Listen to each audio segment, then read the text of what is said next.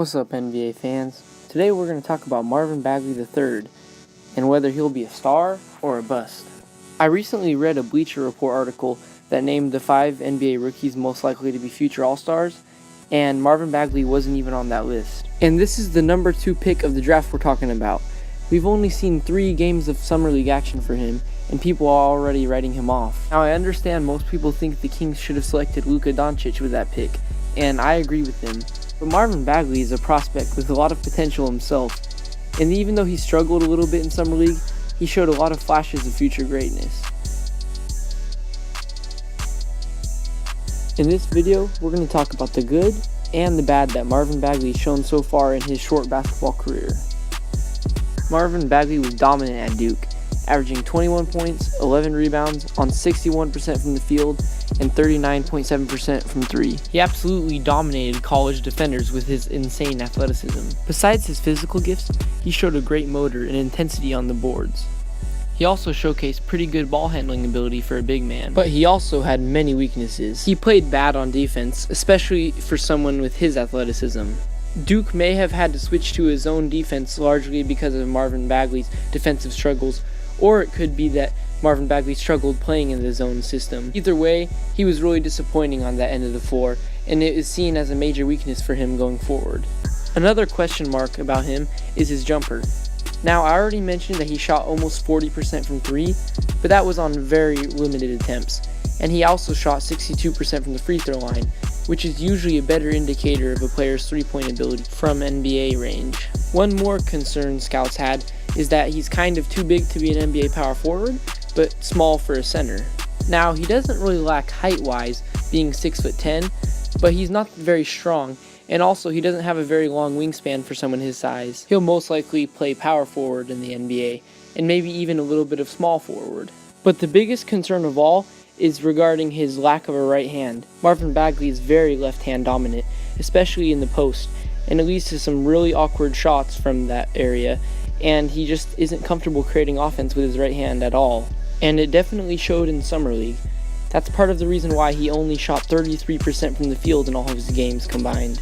Now let's talk about how Marvin Bagley's going to do in his rookie season. He'll probably have trouble creating his own offense, because teams will just force him to the right where he won't be able to score in the paint. But on the flip side, I do think he'll be able to score on a lot of putbacks and dunks, and he'll probably be a walking highlight reel. Remember this dunk he had in his first Summer League game? I was there live and the whole arena went crazy when that happened. Back to the point, I also expect Bagley to get a lot of rebounds in his first season, not only because Bagley was a great rebounder in college and has an explosive second jump, but because the Kings don't have very many good rebounders on their roster, so Bagley will have plenty of opportunities to rack up the boards. He should start right away, but sadly, Dave Yeager likes to play Zach Randolph so much, so he might start the season coming off the bench. I think his per-game numbers will be something close to 13 points, 8 rebounds, close to a block, on a little under 50% field goal percentage. He'll probably shoot close to 30% from 3 on a limited number of attempts. He'll doubtlessly have some really ugly moments, but all rookies do. I think he'll be in the running for Rookie of the Year, along with DeAndre Ayton, Luka Doncic, and probably Trae Young. Now, looking past his rookie season, how good can Marvin Bagley become in his NBA career? The guy seems like a pretty hard worker, and I'm sure Summer League was a wake-up call to him that he's not going to be able to dominate NBA big men the same way he did to college players. So, he's probably going to work on getting stronger this offseason.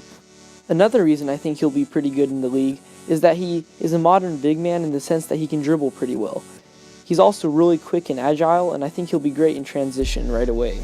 His success will also partially depend on whether he's a good shooter or not.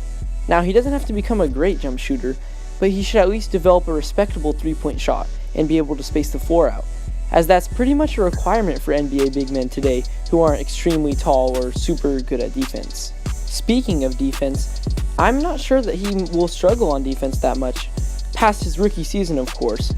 I think a big part of his defensive struggles were related to basketball IQ, and he definitely has most of the tools besides a long wingspan to be good at defense.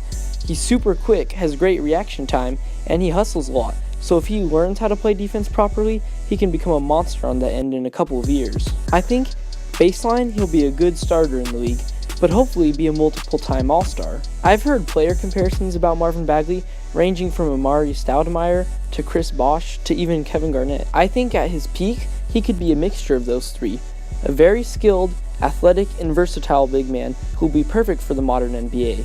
On the other hand, some people think he was only able to be so good in college because of his athleticism and that he doesn't have any real skill. Even though his game does rely heavily on his athleticism, I think he'll be a very well-rounded player in the league. So in the end, I think Bagley was ultimately a good pick for the Kings. Although I've stated many times I would have preferred them to pick Luka Doncic, if they were going to take anyone else, I'm glad they picked Marvin Bagley. Bagley has all the tools necessary to become an NBA star. It's all up to him.